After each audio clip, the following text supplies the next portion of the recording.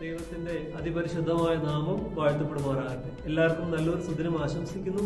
പ്രിയ സഹോദരങ്ങളെ, ഇന്ന് നമ്മൾ ചിന്തിക്കുന്ന വചനം വിശുദ്ധ മത്തായി ശ്ലീഹ എഴുതപ്പെട്ട കർത്താവിന്റെ രക്ഷാസുവിശേഷം 12-ാം അധ്യായം അതിന്റെ 31-ാമത്തെ തിരുവചനം.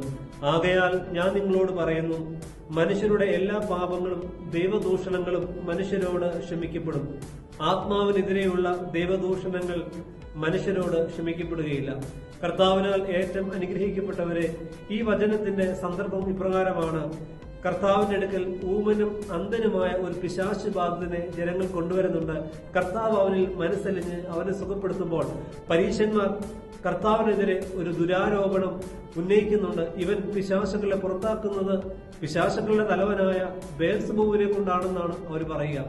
അപ്പോൾ അതിന് മറുപടി എന്നോണം കർത്താവ് ഉപമകൾ വഴി ജനത്തോട് സംസാരിക്കുന്നു. എന്നിട്ട് കർത്താവ് പറഞ്ഞൊരു വാക്യം ഇങ്ങനെയാണ്: മനുഷ്യരുടെ എല്ലാ പാപങ്ങളും ദൈവദൂഷണങ്ങളും മനുഷ്യരോട് ക്ഷമിക്കപ്പെടും, എന്നാൽ ആത്മാവിന് എതിരെയുള്ള ദൈവദൂഷണം മനുഷ്യരോട് ക്ഷമിക്കപ്പെടുകയില്ല. കർത്താവിനാൽ ഏറ്റവും സ്നേഹിക്കപ്പെട്ടവരെ, മാമൂളിലെ മോർ ഫീലിക്സിനോസ് ബാവ ഇപ്രകാരം പറയുന്നുണ്ട്. ദൈവ ആത്മാവിന് എതിരെയുള്ള ദൂഷണം എന്ന് പറയുന്നതിനെ കുറിച്ച് അദ്ദേഹം പറയുന്നത് ഇങ്ങനെയാണ്: സത്യത്തെ വ്യാജമെന്നും വെളിച്ചത്തെ ഇരുട്ടെന്നും വിശുദ്ധിയെ തിന്മയെന്നും അറിവോടുകൂടെ മനഃപൂർവ്വം വിളിക്കുന്നതിനെയാണ് ആത്മാവിനെതിരെ ദൂഷണം പറയുക എന്ന് അദ്ദേഹം വ്യക്തമാക്കുന്നു.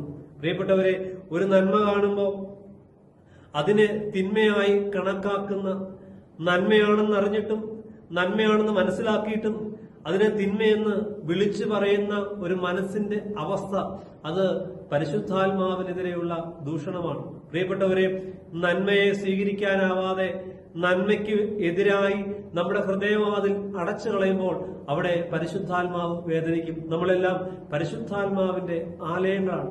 പരിശുദ്ധാത്മാവ് നമ്മിൽ വസിക്കുന്നുണ്ട്.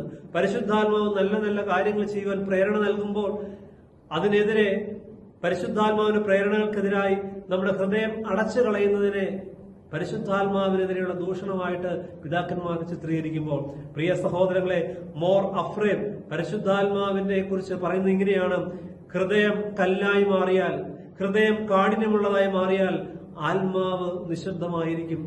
നമ്മുടെ ഹൃദയം നമ്മൾ കഠിനം പാപം ചെയ്ത് ദൈവസ്വരം കേൾക്കാനാവാത്ത വിധം അതിനെ കഠിനമാക്കിയാൽ, അടച്ചു കളഞ്ഞാൽ നമ്മുടെ ഉള്ളിലെ ആത്മാവ്, പരിശുദ്ധാത്മാവ് നിശബ്ദമാകും.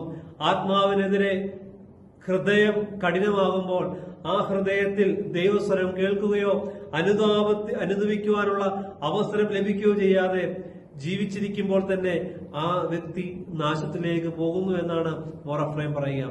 ദൈവത്താൽ അനുഗ്രഹിക്കപ്പെട്ടവരെ, നമ്മുടെ ഹൃദയത്തെ ഒന്ന് പരിശോധിക്കാം. എന്റെ ഹൃദയം മാംസളമായ വചനം സ്വീകരിക്കാൻ ഉതകുന്ന ഒരു ഹൃദയമാണോ, അതോ എന്റെ ഹൃദയം കഠിന ഹൃദയമാണോ?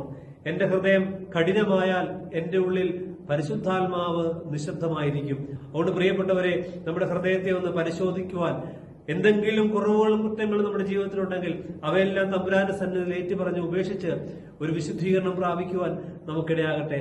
സർവശക്തനായ ദൈവം നിങ്ങളെല്ലാവരെയും വാഴ്ത്തി അനുഗ്രഹിക്കുമാറാകട്ടെ. ആമേൻ.